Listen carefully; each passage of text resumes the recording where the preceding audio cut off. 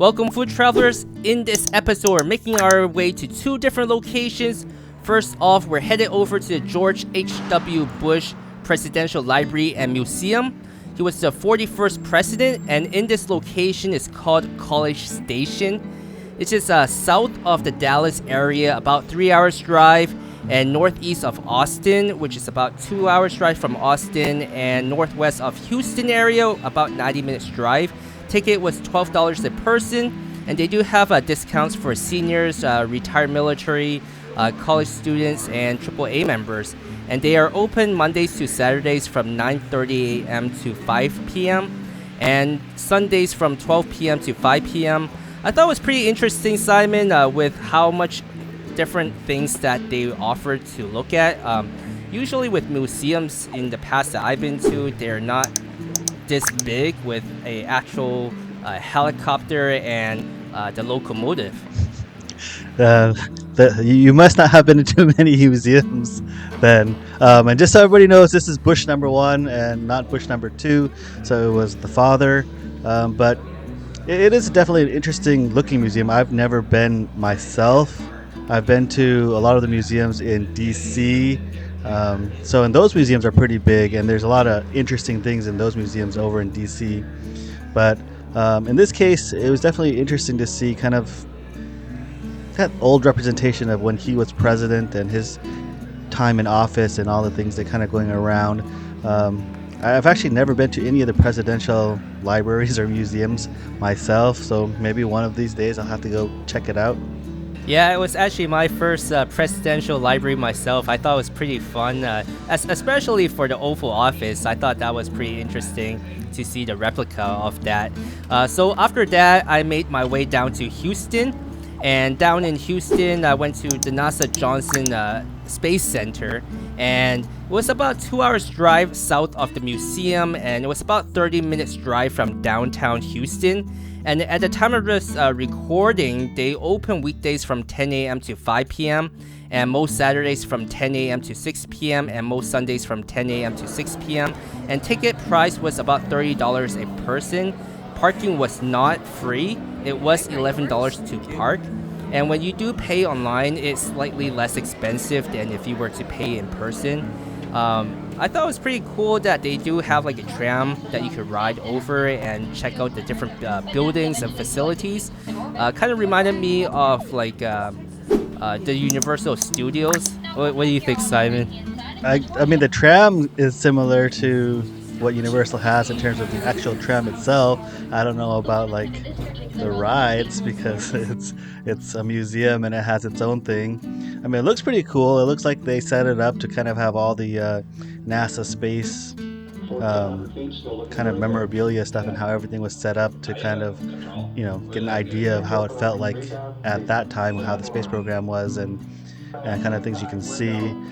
For me personally, I always really enjoy space stuff. It's always fascinating to kind of see what has happened throughout history with the space program and everything that's kind of the history with what we have here in the States.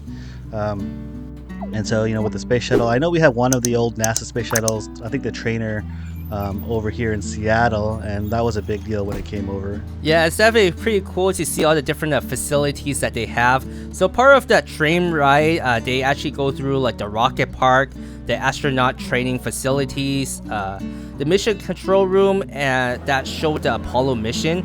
And there is an elevator for both the mission control room and the space shuttle, making it more accessible to people who are not able to walk up all the stairs, as that is something that they kind of make everyone do, is walk up the stairs to go to those facilities.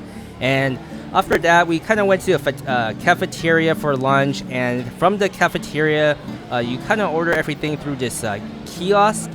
And the food selection, I must say, was not great. It was like your typical cafeteria type food with pizza, salad, burgers, and you could get coffee. And you order everything from this kiosk, and when your order number is displayed on the screen, you go and pick it up. They really need to improve on this because they don't have a number or a call center where they'll call out your number to let you know your order is ready. You have to pay attention to your order and go and pick it up yourself. kind of surprised. I mean, I'm not surprised in terms of what food they offer. I thought it would have been really interesting if they offered like certain like astronaut meals that you could buy. I thought that would be pretty cool. I remember a long time ago I had astronaut ice cream, and that was really interesting. It actually tasted really good. It's this freeze-dried ice cream, so it's really light, and it kind of when you put it in your mouth, it kind of starts melting. But it has really nice flavor, at least for the ones I tried. But I thought that would have been something really cool if they actually let people purchase astronaut meals to actually eat it over at the lunch there. Yeah, you make a good point, Simon. They really should have offered that. I know in their gift shop they did offer people to buy what you mentioned, which is the dehydrated ice cream. I know you could buy that and try that out. Yeah, that would have tasted better maybe. I'm not sure, but so I ordered a cheeseburger, and as you see in the video, it's pretty flat. There's really not much to this cheeseburger. I actually used a piece of fry to show how thin this patty was, and it was really disappointing. Yeah, I'm disappointed with you.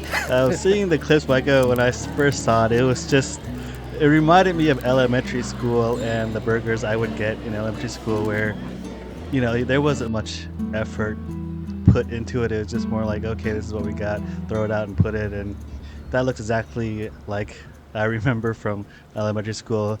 Flat bread with this thin little piece of meat, and then just kind of all thrown together, and it barely just has any width to it at all. Yeah, it was really disappointing. I was still somewhat hungry.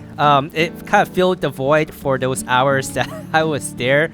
But after lunch, we headed over to the actual space shuttle, and it was pretty interesting. I remember we came here long ago, and we did actually go inside, and I'm actually glad I got to go look at it this time, because it was pretty cool to see like the old 747 as well as the space shuttle, and kind of seeing how it looked inside from this time rather than just looking out from the outside. And so was it just the 747 section you could go in, or is it both the 747 and the space shuttle?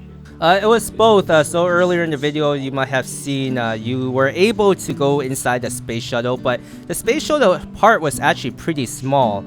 There wasn't too much to it. Everything was glassed off, so there's only a small portion that you can stand in, look around. But overall, if you're into rocket, space, or history in general, either of these locations would be a great place to visit. And to wrap up the episode are the notables. Unfortunately for this one, there are none. If you've enjoyed the content you've seen, don't forget to support the channel and hit like and subscribe. And if you want to see additional pictures of food and our travels, go over to our Instagram page and follow us there. And thanks for watching.